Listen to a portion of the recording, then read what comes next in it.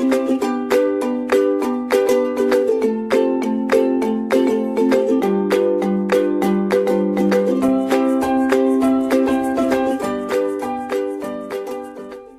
students, I am Dr. Kumud Madan, Associate Professor in Lloyd Institute of Management and Technology, and I shall taking up the lecture on the Unit 2 of your Inorganic Pharmaceutical Chemistry, subject code BP1040, that is acid, bases and buffers. In the previous lecture, we had studied about the basic introduction of acid, bases, what are the buffers, where do we need the buffers, buffered isotonic solutions, how do we basically determine the tonicity, what are the different methods of the same, and then we also studied the importance of electrolyte. Electrolyte are really important in our body and we need to maintain that balance, and for that we need to take some salts if that balance is disturbed in the body. So, proceeding with the same, I shall come to the next salt, that is potassium chloride. Earlier in the previous class we did the sodium chloride. Now we have to study potassium chloride as per the syllabus. Potassium chloride is a salt which is made up of potassium as well as chloride, say KCl. It has what? It has potassium ion as well as chloride anions. Now the method of preparation of potassium chloride involves the reaction between potassium carbonate and HCl. See, what do we need? We need KCl. So, K from potassium carbonate and chloride comes from HCl. So, the reaction likes to be potassium carbonate react with 2 moles of hydrochloric acid giving you 2 moles of potassium chloride. Hydrogen gas is evolved as well as carbon dioxide is the byproduct. This is the method of potassium chloride preparation. The physical characteristics or the features of the potassium chloride is that it is colorless, it is not having any color, it is almost white, it is odorless, no smell of its own. The crystals are cubical, elongated and prismatic in shape. It is soluble in water and the solubility is almost 1:3 ratio. It is insoluble in alcohol and it is neutral to litmus. Neither it turns the blue litmus red nor it turns red litmus blue. So, it is neutral to litmus. Now, what are the uses of potassium chloride? Potassium chloride is used as electrolyte replenisher. As I told you earlier, whenever there is not imbalance of the electrolyte in the body, we need to administer the salt from outside our environment. You take it in your diet and that is why it is used as electrolyte replenisher. Besides that, it is used in the case of potassium deficiency. Besides, it is used in familial paralysis. Familial paralysis is the occurrence of the repeated paralytic attacks. Another disease where it is used is myasthenia gravis. Myasthenia word come from muscle. So, myasthenia gravis is an autoimmune disease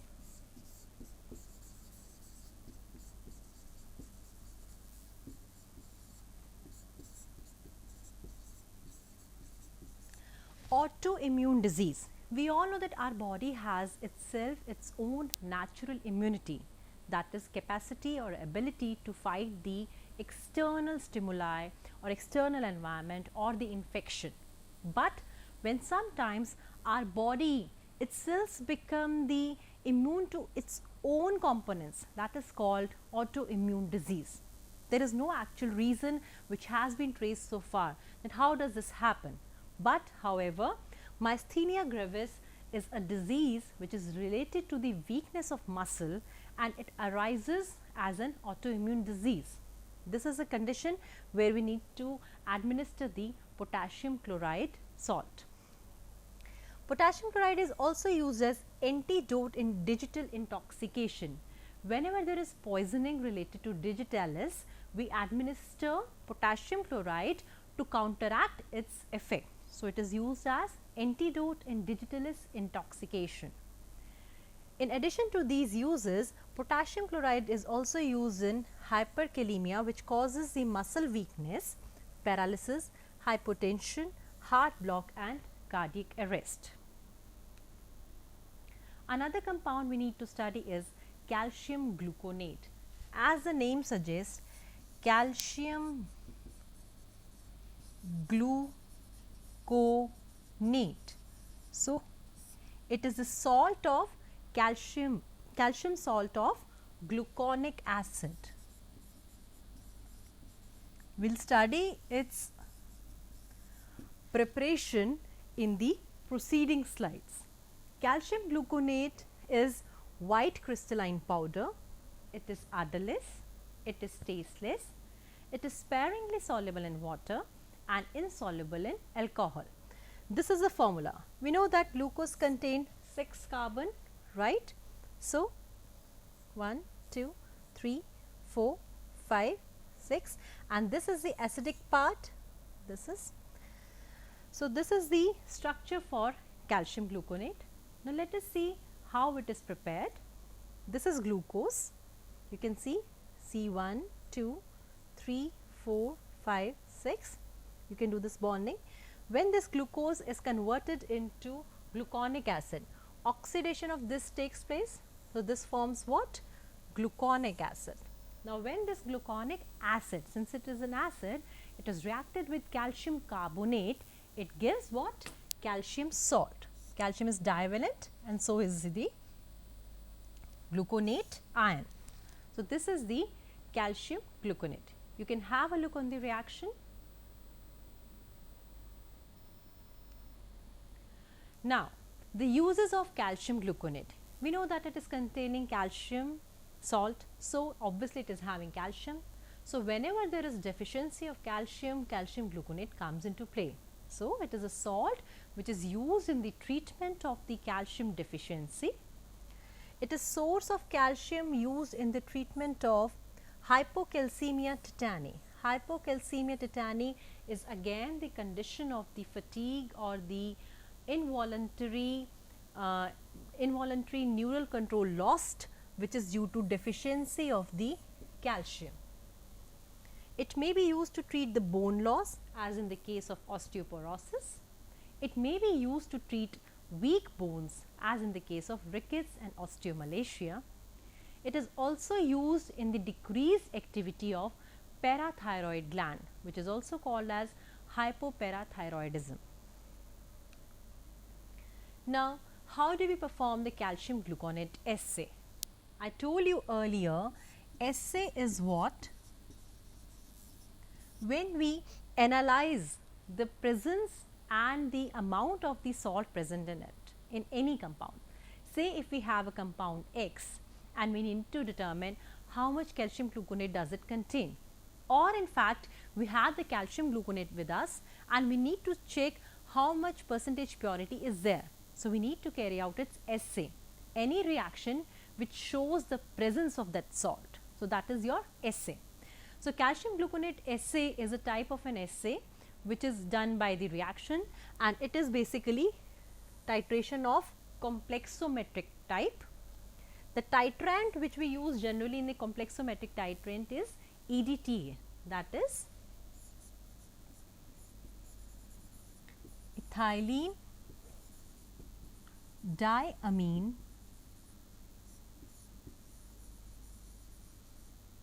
tetraacetic acid, EDTA salt. EDTA salt forms the complex. So, this is generally used in titrant as in the complexometric titration. Then we use the indicator modern black 11. Endpoint which we are going to notice or which we are going to see or which is going to tell us that the presence of calcium gluconate is there, that is red to blue, the color changes from red to blue, and the buffer which we use is strong ammonia ammonium chloride solution. This is the way we perform the calcium gluconate assay. You can have a look on the assembly here. This is a burette which is going to contain the titrant. The compound which need to be titrated or which need to be determined is given in the flask beneath. This is a burette stand. And how do we do the test? We take 0.5 gram of calcium gluconate, then we dissolve it in the 50 ml of warm water and then we cool it. Third step involves we add 5 ml of 0.05 molar magnesium sulfate solution and then we add 10 ml of strong ammonia solution. We studied earlier that ammonia solution is used as a buffer here. Then we titrate it with 0.05 molar disodium EDTA, which is the titrant, which is taken here in the burette. And when the color changes from red to blue, I will just go to the previous slide. See, what is the end point? End point is red to blue, fine. So, in this titration, when the color changes from red to blue, it means the titration has been done. And then we take the factor into consideration. What is that? 1 ml of the remainder of 0.05 disodium EDTA is equivalent to 0.02242 gram of calcium gluconate. This factor is very important for the calculation of to determine the presence of calcium gluconate. See, whatever EDTA is present here, it is going to react with the calcium gluconate present in the flask, and whatever is unreacted, that is used as a factor. Now, the uses of the calcium gluconate and its storage involves that it is stored in the well closed container at a cool place. Besides that, we need to take the consideration regarding its incompatibility, where it is not compatible. So, it is not to be stored with the oxidizing agents such as oxalate and borate, and the official preparation of the calcium gluconate, that includes calcium gluconate injection and calcium gluconate tablets. This is a diagrammatic view which shows the physiological acid-base balance. It is simply a repetition we did earlier that acid-base balance has to be maintained in the body, and that is why we use buffer to maintain those pH. We also use isotonic buffered solution to maintain the tonicity of the physiological fluids. See, have a look here. Now, why this acid-base balance need to be maintained? Because most enzymes function only with a narrow pH range. Enzyme, they are active only at a specific pH. They have a pH range of their activity. Enzymes are what you all might be knowing. Enzymes are basically proteins, right? And protein is what? Which is having say combination of amino acid, one amino group and one carboxyl group. When such amino acids combine together, they form protein. So, they are specificity having with the working of them, means that they are going to work only in a specific pH range and not in every pH. Second need of the acid base balance maintenance is the, because acid base balance that also affect the electrolyte. Electrolytes are say sodium, potassium, chloride. Acid base balance also affect the membrane function as well as the alter protein function. See, it comes again, protein function is being affected and enzymes are proteins. It also affects the hormones. So, we need to maintain the physiological acid base balance. So, whenever there is imbalance in the electrolyte, the condition is called electrolyte imbalance. The two major electrolyte imbalances are shown by metabolic acidosis as well as metabolic alkalosis. So, we shall study one by one. Metabolic acidosis. So, you can have a look here. Acidosis is the term which means acid is at higher side, acidosis, right? And why it is happening?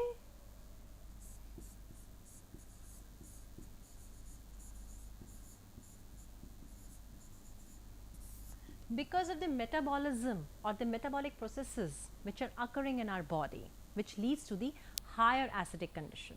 If the acidic condition is higher, it is going to lead to number of diseases. Now, how does this metabolic acidosis occur? What are the causes or what are the factors which lead to the metabolic acidosis? We will study one by one. Failure to excrete metabolic acids. It is but obvious. If you are not going to eliminate acid from the body, acid is going to be at higher side, but obviously. So, any condition which leads to the failure to excrete the metabolic acid is going to lead to the metabolic acidosis. Besides, formation of excessive quantities of metabolic acids like carbonic acids. If there are more carbonic acids there in the body, maybe due to diet or maybe some physiological process, that is further going to lead to the higher quantity of the metabolic acids, and these metabolic acids is going to lead to the metabolic acidosis. Besides that, when there is a loss of the base from the body fluids, we know that acid and base balance has to be maintained, right. So, if acid is more, it is going to lead to acidosis. Besides, if base is lesser, even then it is going to lead to the acidosis. So, the loss of base from the body fluid also leads to the metabolic acidosis. In addition to that, absorption of excess metabolic acids. If the acids are absorbed more, they are not excreted, again it is going to lead to the same condition. Another condition is diabetes mellitus, which is going to lead to the metabolic acidosis. Diarrhea, I told you earlier, it is what? It is the watery stool which comes out from the body, that is because of the viral infection or the contaminated food. Then excess vomiting, when a person vomits enough, he is going to excrete the various electrolyte are there which are into the losses, again it is going to lead to the metabolic acidosis. And uremia means when the concentration of uric acid is higher. So, uric acid is related to acidosis. Then another conditions are metabolic alkalosis. This is just the reverse of acidosis. Now, here the condition is what? It is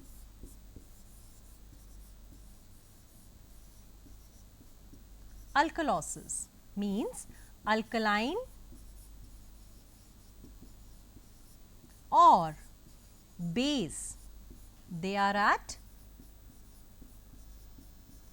higher side, means pH is greater than 7. This is a condition of the metabolic alkalosis. How does metabolic alkalosis occur? By the administration of diuretics. I told you diuretics are the compounds which increase the frequency and the volume of the urine. Excessive ingestion of the alkaline drugs.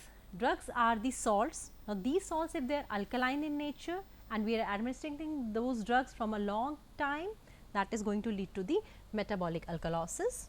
Loss of chloride ion from the body is also going to lead to the metabolic alkalosis, and endocrine disorder is also one of the causes which lead to this alkaline state.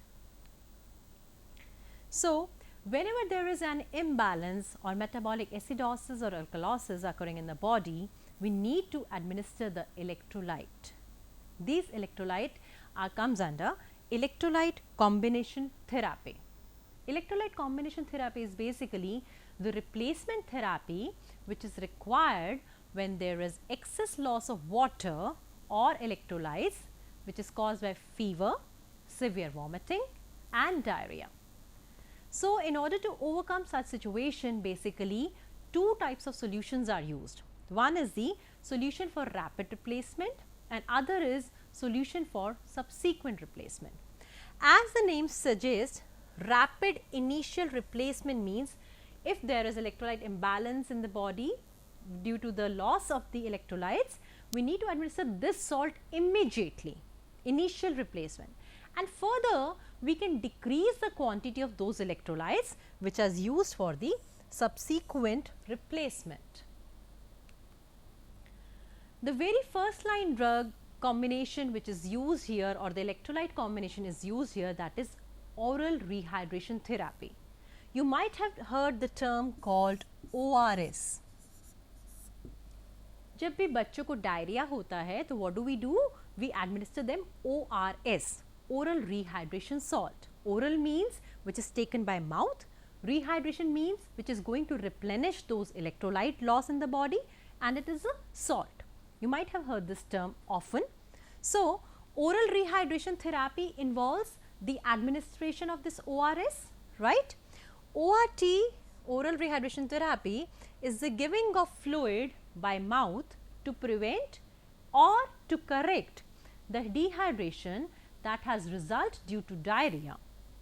As soon as diarrhea begins, treatment using home remedies to prevent dehydration must be started. If adult or children have not been given extra drink, or if in spite of this dehydration does occur, they must be treated with special drink made with the oral rehydration salt. Now, these oral rehydration salts, they come broadly into two categories. One is the rehydration phase, and then we have the maintenance phase. Now, this oral rehydration therapy is recommended by WHO, World Health Organization. The WHO recommends that in order to administer this ORS, oral rehydration salt, clean water that has to be used must be boiled or disinfected, or from a commercially sealed bottle, that is a mineral water you get in the market. Then electrolytes, also called as salt, which are chemicals that your body needs to function, they should be taken properly, and carbohydrate usually in the form of sugar is given. So, whenever there is a dehydration of the body, in the case of the fever, in the case of the diarrhea or dysentery, we have to immediately start the replacement therapy serving the electrolytes.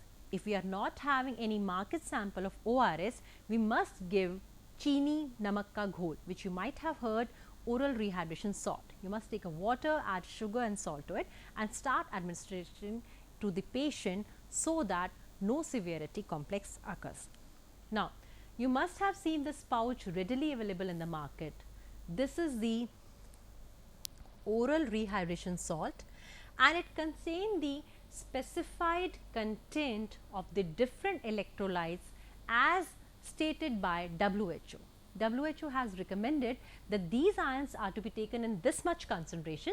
So, the same concentration is the component of this packet. Let us have a look here. Each sachet contains the equivalent of sodium chloride 3.5 gram, potassium chloride 1.5 gram, trisodium citrate dihydrate 2.9 gram, glucose anhydrous 20 gram. It also contains the direction how it is to be administered. Let us have a look here. Dissolve in 1 liter of drinking water. This sachet has to be dissolved in 1 liter of water, and the dose is also given. In case of infants, over a 24-hour period, like 1 liter is sufficient for the infants, for the babies. Then for the children of 8 above like not infants, the dose is to be given over an 8 to 24-hour period, right. It can be repeated in a day, means 1 liter you have taken. Again, if it is required, you can make another 1 liter. Again, if you require, you can make it another 1 liter, right, and according to the age or otherwise, or as directed under medical supervision. Besides that, we are not supposed to boil this solution. We have to take boiled cooled water. We need to add this salt to it, and then we need to administer to the patient who is suffering from dehydration.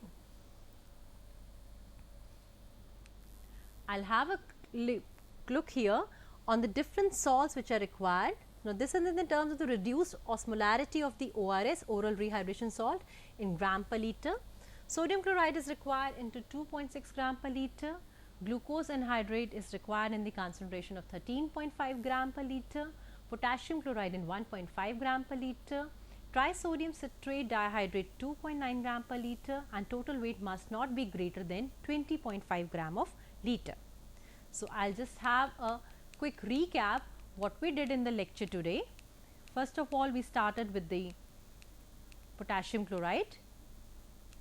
Potassium chloride is prepared by how? By reacting the potassium carbonate with the hydrochloric acid to give the potassium chloride, and the side components are hydrogen gas and carbon dioxide. It is colorless, odorless, and the cubic crystals are there, elongated one, prismatic, it is insoluble in alcohol, and it is neutral to litmus.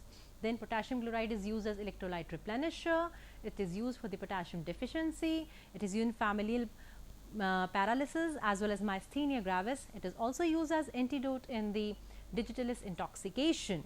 Hyperkalemia causes muscle weakness, paralysis, hypotension, heart block, cardiac arrest.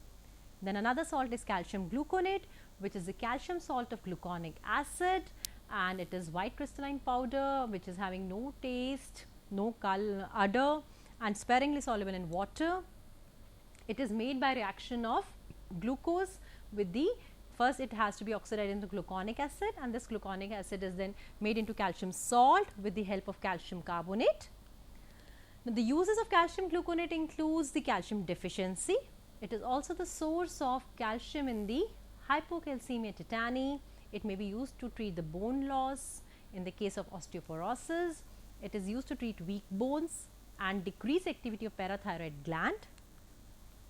Calcium gluconate assay involves the complexometer titration, and obviously complexometer titration involves what? EDTA, ethylene diamine tetraacetic acid as the titrant. The change of the color is from red to blue, end point is that, and buffer we use the strong ammonia ammonium chloride solution. So, what do?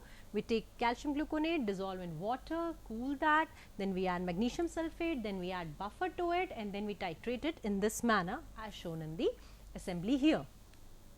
Then calcium gluconate has some incompatibility, it should not be stored with oxidizing agent, and the official preparation includes calcium gluconate injections and tablets. Now, the physiological acid base balance has to be maintained. Why? Because enzymes, they are having a specific pH for their activity, they also affect the hormones, then acid base balance also affect the further the concentration of the electrolyte. This acid base balance, if not maintained, can lead to metabolic acidosis.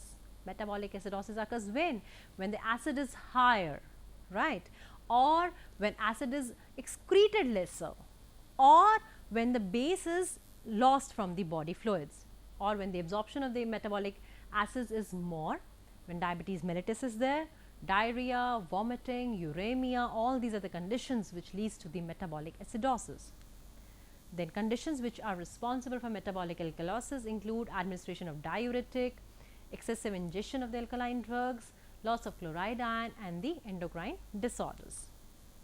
So, in order to maintain this homeostasis, we do what? We take the electrolyte, which comes under electrolyte combination therapy. Electrolyte combination therapy is further for the two types. One is for the rapid initial replacement of the electrolyte, another is for the subsequent replacement. Although they are more or less similar, has to be given immediately, and the subsequent one has to be given at the maintenance stage or the later stage, which contains the lesser number of the electrolyte or the lesser concentration of electrolyte. Then ORT, that is oral rehydration therapy, in which we administer ORS, oral rehydration salt. This has been recommended by World Health Organization, WHO recommends that we have to give ORS whenever there is a loss of electrolyte from the body in the case of diarrhea, right. So, again this comes under two phases, rehydration phase and the maintenance phase. Components are to be put in the boiled cool water or the mineralized packaged water. Now, this is the composition of the oral rehydration therapy. The ORS contains sodium chloride, potassium chloride, trisodium citrate and glucose anhydrate, which has to be dissolved in 1 liter of water and then administer to the infant in the span of 1 day, that is 24 hours. But in case of adults, it can be given as per the medical supervision or the prescription, and it can be given thrice a day, means 1 liter plus 1 liter per 1 liter. So, the oral rehydration therapy involves the salts which are in the fixed recommended doses, that involves sodium chloride in the concentration of 2.6 gram per liter, glucose anhydrate 13.5 gram per liter, potassium chloride 1.5 gram per liter, trisodium dihydrate 2.9 gram per liter, and total weight must not exceed than 20.5 gram of liter. So, students, I guess you might have get the concepts of these salt and the importance of these electrolytes which has to be maintained in our body. Different pathological conditions lead to the disbalance of these electrolytes, and in that case we need to replenish them with the help of electrolyte replenishers. And electrolyte replenishers are what?